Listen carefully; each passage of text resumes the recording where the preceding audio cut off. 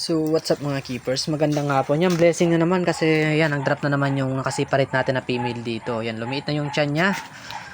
Ano, yung mga fry na. Hindi masyado makita kasi medyo malabo na yung tubig dito pag rainwater na. Hindi na natin na-maintain na malinis yung tubig dito sa isang aquarium natin yan, no. Pero yan, pumayat na siya. Then yan, may mga fry na siya dyan sa gilid yan, no. Kita nyo ba?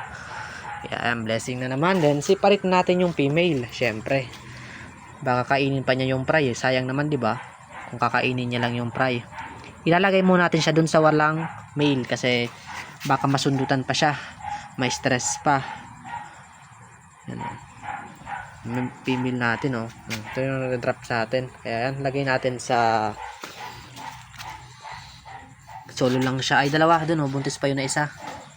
Para mga pingpong na yung isda natin dito, dahil sa BBS na gamit natin Aqua Master. Diyan, lagay natin sa comment section yung link or sa yellow basket.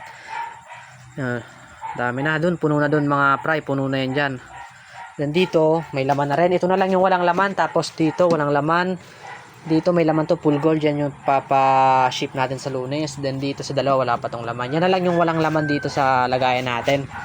Yan, hinintay pa natin yung ibang mag-drop para yan, bombay natin ang BBS para mas mabilis lumaki. Yan mga tuxedo natin, oh, tumaas na. Ayan. Yung mga picky beam red eye natin, hinihintay din natin mag-drop. Wala pang na-drop. Green water na, oh. Ayan, sambagsak muna. Kamal man.